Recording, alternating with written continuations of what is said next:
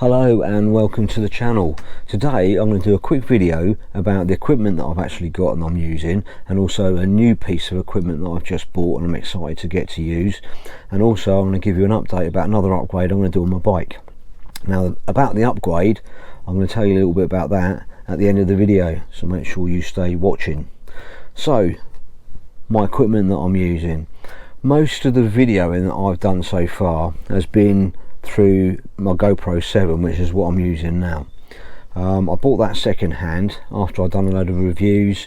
People were saying that the 9 and the 10, which was the other sort of like cameras that were in my price range at the time, had faults with them, kept freezing, didn't record properly, kept breaking down. But a lot of people were saying that the 7 was quite reliable, so that's why I went for the 7. I then wanted to get another camera, and I was looking at other reviews, and one of the reviews was for this Akaso Brave 7 LE. Now, I've used this about 4 times. It cost me £150. I've got to say that the stability on it is pretty poor after the GoPro 7.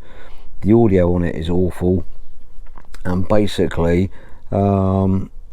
other than the build quality, which is really good, it's rubbish. So if you're looking to buy a camera, the Akaso 6 and maybe the Akaso standard 7 are probably alright, but this one is rubbish. You can't fit an external mic to it, which is obviously something I missed when I was watching the reviews. It is waterproof and it does come with a waterproof case, but I can do all of that with my GoPro 7. So effectively that is no good, and I'm going to give that to one of my mates to use on his scooter. So what I've done is I went out and looked at other cameras, and one of the issues that I've got is when I'm riding along, I might see something and decide, oh, I want to try and capture that, and then I'm there trying to fiddle around with the camera to move it to the point where I can see what I'm actually want to look at. And generally, quite often what happens is when I get back home and I look through the video footage, I've actually missed it, or I've shot too far low or too high where I've been messing around with it. And obviously the other issue is that it's dangerous. I could fall off or I could crash. Now, when you're out doing a solo ride and you want to change the view of your camera, that's not a problem because you can stop and you can do it. But when you're out with a group, especially some of the big groups that I've been out with, you're not able to stop. You can't just sort of like say to everyone, like, okay, I'll just stop here because I want to turn the camera around so it's looking at me, or turn it so it's like facing the fields or the hills or the beach that we're going past. You can't do that. So I was looking at other cameras, and there's a guy called John Russell, who's also a member of the Bolt Riders group, and he has a 360 camera. So I got in contact with John and asked him about the camera that he's got, and he's actually got a GoPro Max, but the problem being is the GoPro Max is a little bit out of my price range. So I was looking at other alternatives, and the one that I've bought, and like I said, I'm quite excited about getting out and getting on my bike and using it, is the Insta 360 X3.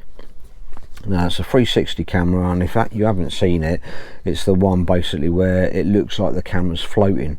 It looks like there's like a little drone or something that's flying around you, and I'm looking forward to being able to put that on my bike. Now, that then alleviates the problem I've got of having to mess around with the camera as I'm going along, because it's basically filming 360 all the time. And then in post edit, I can go in there and then select the actual video or the footage or the piece that I want, then to put into my one piece film that I put together. So not really doing a review of it today, and also not really doing an unboxing, so I've already got it out and made sure that I've downloaded all the software that I need to on the computer and also on my phone, ready so that I can use it. But yeah, it comes in a nice box, comes with your lead, comes with your selfie stick, which is quite a long one, and as I said, when you use it, that becomes visible for the footage that you actually capture. And the camera can screw into the top, and also it's got a screw in at the bottom, so that will fix to the fixing that I've got on my bike. and I've got it so I can fit it on the back of the bike, or I can fit it on the front of the bike. So that's that. And then the camera itself, it comes with a lens cover. It comes with a little bag that you can put it in, which you basically should put it in all the time.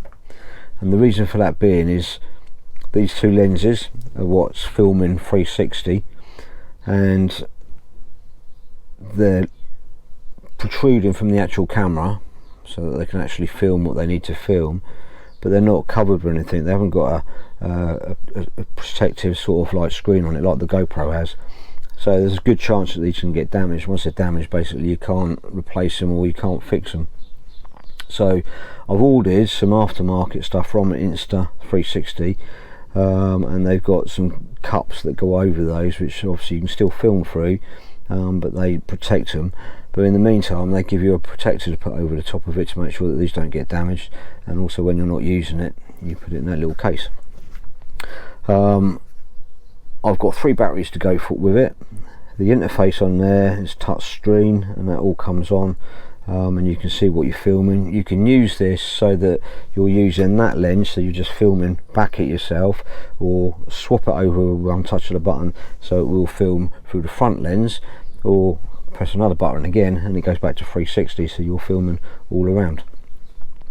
So that is the new bit of kit that I've got, and as I said, I'm really excited about putting that on the front of my bike and seeing what I can capture. It also takes pictures, and the pictures it takes are up to 72 megapixels, so that's pretty good as well. The only downside to this, and it's exactly the same with the GoPro Max, is downloading the footage is a bit of a task, because it captures so much. There's so much for you to go through and to download, and it takes quite a lot of time sorting out, but I don't mind that because I want to try and get the best footage I can to be able to put out on the channel. That cost me £440, and that's with these accessories that I've got with it. Okay, so it's a lot of money that I've put into it, but yeah, I won't only use it for like when we go out on ride outs and all that, but I can also use it for at home, or when I go out with the grandchildren, or out with a wife, and when we go visiting places. So that's a new bit of kit that I've bought, and I say I doubt I'll get to use it this weekend because of the upgrade, but as soon as I've got some footage, I shall stick it on YouTube and let people see it and see what people think. But yeah, I'm quite excited about using that. I did have to download the Instagram Studio to my Mac computer to be able to download the footage from this onto that, and then you work on it in that Instagram Studio, and then I can put it into my Premiere Pro and then have to work on it again. So basically you're doubling the work rate, but hopefully it's going to be worth it. And also it's downloaded onto my phone, the app's on my phone as well, which you've got to do to be able to use the camera, which is the same as your Casso, but with that I can have the phone on, and I can select which way I want the lens to look, which way I want it to film, whether I want to go on to taking pictures with it and so on. I probably won't use that much, but it's nice to have as well. So that's a new bit of kit that I've bought, the Insta 360 X3. So I'm putting that back in there so it don't get damaged.